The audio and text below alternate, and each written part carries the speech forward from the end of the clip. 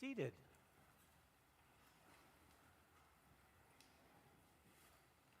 Come on down.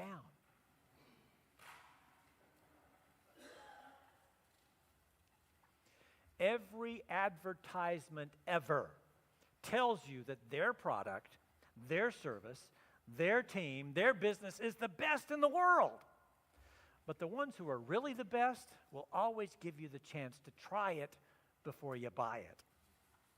For instance, ice cream shops will give you a spoonful of any flavor you want to try. Now you think, well, aren't they afraid that somebody might come in and get 27 scoops of ice cream and then just walk out? No. They know if you're going to try it, you're probably going to buy it. And if you turn your nose up at whatever new flavor it is that you're trying, you're not going to walk out. You're just going to go over to one of the flavors you know you like. Yep, the best offers are from people who give you the chance to try it before you buy it, to taste and see whether they're actually any good or not. Well, we have a God who is at least as good as ice cream. A God who the Bible and I tell you every Sunday is the best God ever, the best friend, the best father, the best helper, the best protector, the best provider, the best healer, the best savior, the best everything. But neither the Bible nor I expect you to believe that Jesus is the best just because we say so, or to say yes to him without any proof that he keeps his promises and he's worth hanging with. God welcomes you to try him before you buy him. And we heard that today from Psalm 34. Taste and see that the Lord is good. Taste and see that the Lord is good. God invites you to check him out, to do your due diligence, to ensure that he keeps his promises before you make any promises to him. Now, I suspect that most of us have done that and found Jesus to be trustworthy, which is why we're here right now. But we all know folks who don't think that God is worth their time, or who think we're wasting hours by being here. Now, some of them feel that way because they've been hurt by church people. Now, sadly, that happens. Church people are, after all, just people, and they can act selfishly and unkindly. And if you have been hurt by church people, especially if it was a preacher, I apologize. I apologize for their bad behavior, and I hope that you will give the Messiah family a try and a chance to love you and to help you heal from that hurt. Now, some folks don't come to church because they've been hurt by church people, but lots of folks don't come to church because they don't think church or God are worth their time.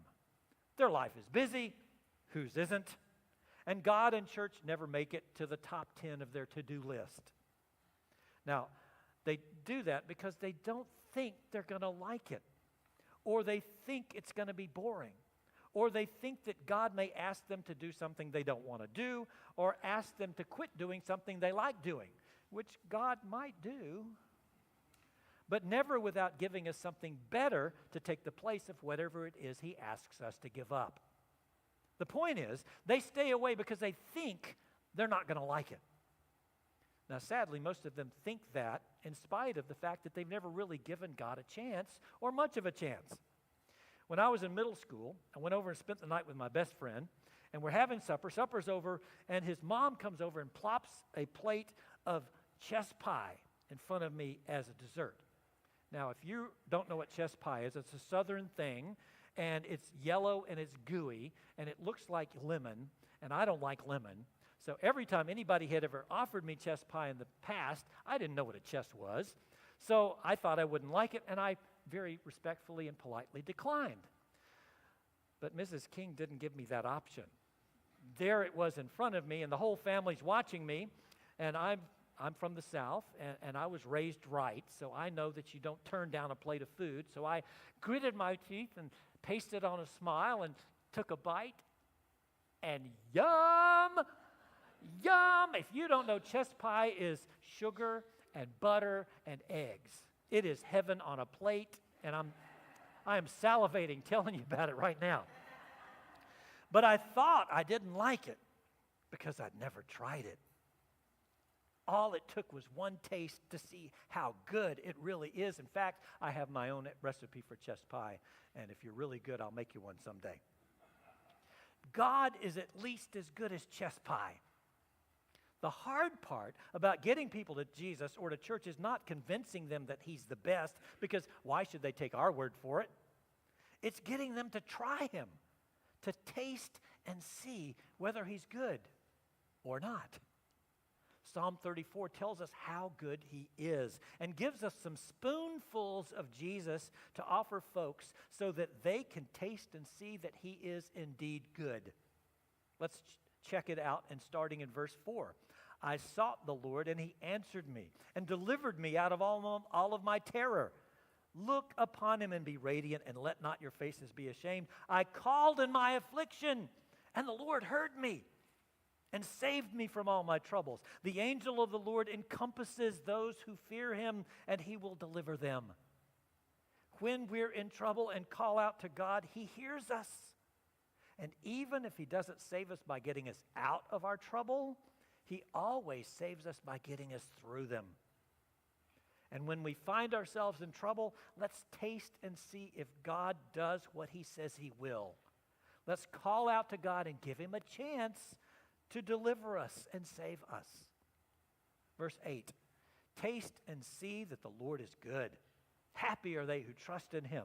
Now, I believe this Jesus stuff because for 45 years I've been tasting and seeing that God is truly good. And though he hasn't done everything I wanted him to, he has always done everything I needed him to. And every time I've been in a mess, he's gotten me through it. Verse 4, fear the Lord, you that are his saints, for those who fear him lack nothing. The young lions lack and suffer hunger, but those who seek the Lord lack nothing that is good. Now, I said yes to Jesus the summer before I went to high school, and for the rest of my 4 years, I feared and honored the Lord and lacked nothing. I did well in school. I had great friends. I worked jobs and was able to earn money to buy pretty much anything I wanted. So when I got out of high school and went off to college, I felt like quite the young lion with a mane of hair to go with it. That is me at age 19, walking my mother down the aisle when she married my stepfather. So yes, that was me. I thought I was a young lion. But for 3 years, I left God and Jesus and the church far behind me, and like a young and foolish lion, I roared and I chased after what I thought I wanted and clawed at anybody that got in my way. But like lots of young lions, I never could catch enough of what I thought I wanted to keep me feeling like a lion. All the academic and social and financial success that I had in high school when I was following Jesus evaporated. And like the psalm says, I lacked and suffered hunger. And finally got hungry enough to remember that life was a whole lot better with Jesus than without Jesus. And so I tasted and saw that life without him was not good.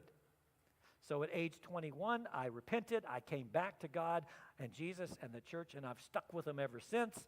And I discovered that the rest of Psalm 34 is true. Verse 11, come, children, and listen to me. I will teach you the fear of the Lord. Who among you loves life and desires long life to enjoy prosperity? And who doesn't want long life and prosperity? Keep your tongue from evil speaking and your lips from lying words. Turn from evil and do good. Seek peace and pursue it. Now, what I found and what I hope to teach you, my children, is the fear of the Lord, which doesn't mean being scared of him, but rather honoring and respecting him. Because as I have honored and respected and obeyed the Lord and done what he says, like keeping my tongue from evil speaking and lying and turning from evil and doing good, God has given me long life. I'm old. And prosperity. I'm rich. Not because I'm so smart or lucky, but because God keeps his promises to us, especially as we keep our promises to him. Verse 15. The eyes of the Lord are upon the righteous, and his ears are open to their cry. That's been my experience. You see, as I work at being righteous, which doesn't mean doing everything right all the time, but rather being in right relationship with God and people. As I work at staying in right relationship with God and people, I feel God's eyes and ears on me, watching over me and hearing me when I cry. Verse 16. The face of the Lord is against those who do evil, to root out the remembrance of them from the earth. Now, just as I feel the Lord's eyes and ears on me now, taking care of me, I felt him working against me during my young lion days when I was far away from him doing evil. Back then, I thought God was against me because he was punishing me. Now I understand he was against me because he loved me too much to let me go so far away from him or do so much evil that I might not return.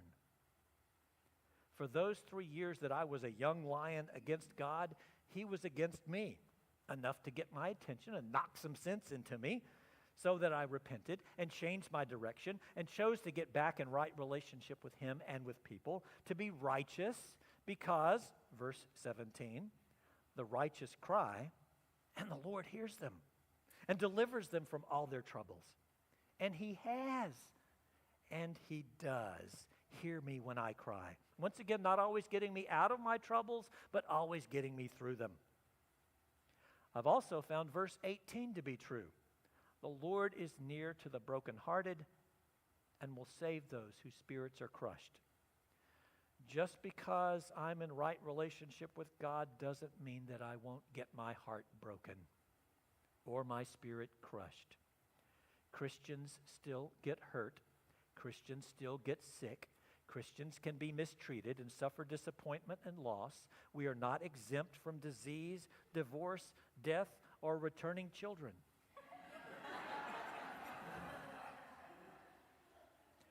But when we are brokenhearted or crushed, God is with us. Jesus promises to be with us always, even to the end of the age, especially when we feel brokenhearted or crushed. As good as God is, and as well as he takes care of us, verse 19 is also true. Many are the troubles of the righteous, but the Lord will deliver him out of them all. He will keep safe all his bones. Not one of them will be broken. Life is hard. Always has been, always will be. But for those of us who say yes to Jesus, though our troubles may be many, God is with us to get us through. And though we may feel broken at times, God will never allow us to be broken beyond repair. If you know someone whose life is not working right now, who feels like God is against them, share with them how the Lord helps you in your troubles.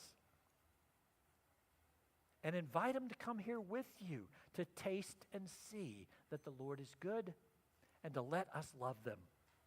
And if your life is not working right now and you feel like God is against you and you've never said yes to Jesus, or you haven't said yes to him recently, maybe it's time for you to cry out to him and ask him for help, because when we call to him in our affliction, he hears us. And if you are feeling brokenhearted or crushed right now, now is definitely when to call upon him in your affliction, because he will hear you. But don't take my word for it. Try it yourself. Taste and see that the Lord is good. We are going to welcome